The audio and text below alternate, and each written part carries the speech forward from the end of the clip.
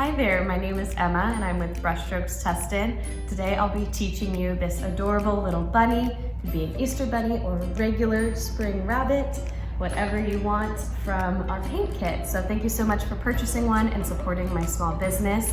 In your kit you should have gotten paint, brushes, a napkin, a plate to put your paint on, and a canvas to paint on. So a few things before we get started. This paint is acrylic paint, which means it's permanent. If you've got an apron like I do, I recommend putting it on. If not, you can wear an old t-shirt. If you've got long sleeves, I also recommend rolling those up, and I would definitely prep your surface before we get started. You can use napkins, newspaper. I like to use butcher paper to line my table, but make sure you're protecting your surfaces because this is acrylic paint and it will stain your clothes and or surfaces. So with that, I think we can go ahead and get started. So I have got all my supplies laid out. I've got my butcher paper. You can use whatever you want to scrape out your paint. I recommend using maybe a plastic utensil, something that's easy to wipe off in between paints. I've obviously used this plate already. I didn't want to waste any paint. Reduce, reuse, recycle, am I right? But go ahead, use whatever you want to scrape out your paint onto the palette. Mine's kind of touching because I'm using a smaller plate just so it fits in the frame. But try to make sure they are all separated, and we should have room to mix on the plate as well. You'll also need a water cup. You can use a paper cup, plastic cup, an old mason jar, anything you want to just get some water, because we'll be rinsing our brush off in between some of these steps. So we can go ahead and get started. I've got my biggest brush. That's what I'll be starting with. No need to rinse it off. I am going to start by sketching out and painting in our little bunny rabbit here. So I'm going to mix some white and some black to make gray. You can see that. I would say mostly white and a little bit of black. Black is a very, very strong color, and it's better to start off a little bit lighter rather than too dark. So I want to go to about the middle of my canvas for this face. So I would say right in the middle, I am going to paint a little potato half circle. Little oval right in the middle of my canvas with my medium brush and my gray. Again, that's mostly white, a little bit of black. That is going to be the cheeks, and I can go ahead and fill this in if I want to. Why not while we're here? Fill it in. It's okay if there's a little bit of texture, that's totally fine. So I can grab some more. Now I want to give my bunny a little bit of a head, so I'm going to do a half circle right on top of that. Got a nice little half circle and fill that in as well. There we go. Lovely. So now we want to add our little body. As you can tell, it's almost like a giant triangle, right? The body is bigger than the head. So I will go right underneath and I'll start to curve out. But before I make a solid line, it does indent a little bit. So I'm going to make almost, I guess this one would be a J on either side, a little curved line inward. That's going to be the arms. We're not really going to see much of the hands or anything in focus, but we do want to allude to the fact that this bunny is using its little paws to hold these flowers. I can grab more paint, and now I want to continue outwards because we like a chubby little bunny. And I'm going to make that line. Again, you want to make sure it's a triangle. The biggest part is on the outside, and it gets smaller as we go up. And I can fill this all in if I want to as well. Kind of want to tell the difference between the head and the body, but I can always adjust that later. Again, mostly using white and a little bit of gray. I will go back and I will make the inside lighter and the outside darker. But this is just to get our shapes down.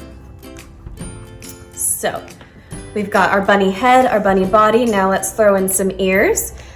The ears, I would say, are like a teardrop shape. So I am going to curve a line out and away. If you can see that little arch right here, it's almost like a teardrop, right? And it goes out to a fine little point, or maybe an almond. So it's gonna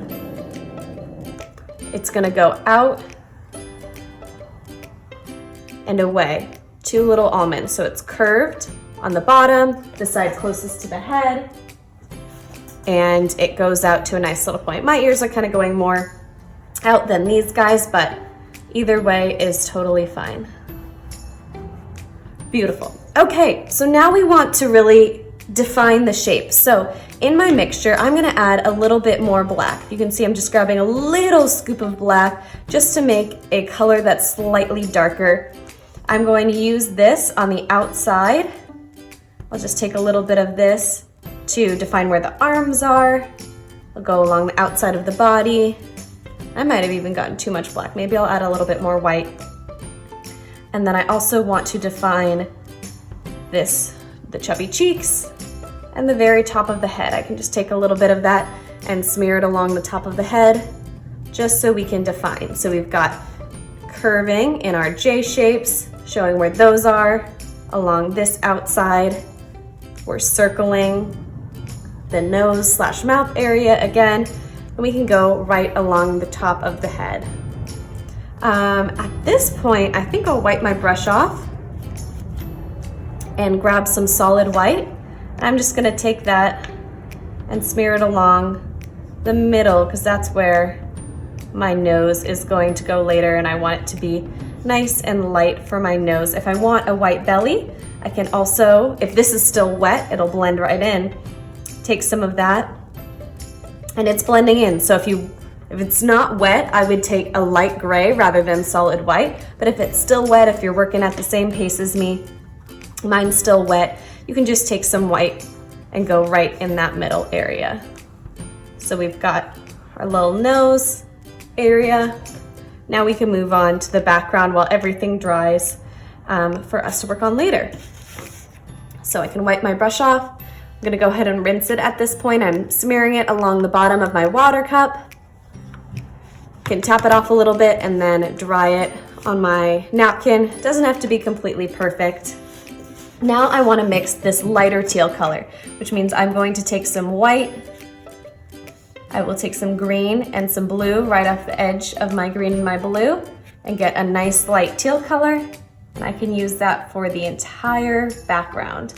I can just kind of fill in my bunny first. Now, if you want to do another color, you should have plenty of paint to do another color as well. If you wanted to do pink, that could be kind of cute. If you wanted to do light blue, and truly, you can do anything you want for the background. If you wanted to do stripes instead of polka dots, you could do hearts. You could paint little Easter eggs if you wanted it to be more Easter themed.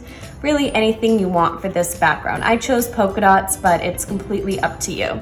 Now again, I'm still using my big brush. I've got white, blue, and green. I do want to use mostly white, but I'm keeping that white clean. You can see I'm keeping that white, the center of the white clean, just in case I need it later. That's super important when you're doing paintings like this, because you've got a limited amount of paint and you want to make sure you're keeping it clean so you can use it later. So I'm just filling in this whole background with my lighter teal color. I want to make sure it's nice and light so when I get to my darker teal, it still stands out. I'm outlining my bunny, but I am trying to make all of my brush strokes for the most part go up and down, just so they all look kind of cohesive. Now it looks like I got a little bit away from the green family over on this side. That's okay, I'm totally fine with all of my colors being a little bit different all over my painting, but if you want to, you can just mix a bigger pile. What I normally like to do as well is actually paint the side of my canvas. You can tell it looks kind of unfinished, but when you paint the side, it looks a lot more finished when you hang it up. So you can go ahead and do that. I'm gonna skip that step for time's sake, but if you want to, you can just pause this and go ahead and paint the sides of the canvas. But I'm going to keep moving along and get my dark teal. So in order to do that, I am going to take some blue and some green, mix those together, and I'm mixing right on top of the pile. I'm just not adding more white. So I've got blue and green, and that's gonna get me a darker teal color. And then I'm going to start to make circles. Now these circles don't have to be perfect, and again, you can do really anything you want. My advice for the circles is to be very careful and have some of them go almost like they are behind the bunny. That's what's gonna make the background really look like a background instead of some kind of weird floating orbs. I'm not being too particular about it. I'm just kind of throwing them all over the background. Some maybe going off the edge. Again, that's going to make it look a little bit more natural.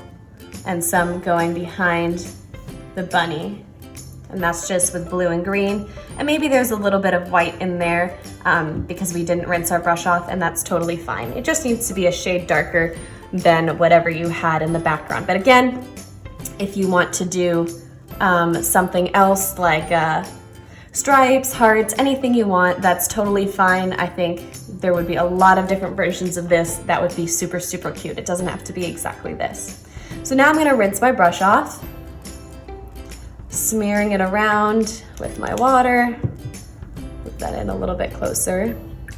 I can tap it off. Again, dry it on my napkin. So now I'm ready to add some pink ears. So I will mix some red and take a little scoop off the edge of my white. Got red and white together, still with my biggest brush. I can fill in the inside of my ears with my red and white and my biggest brush.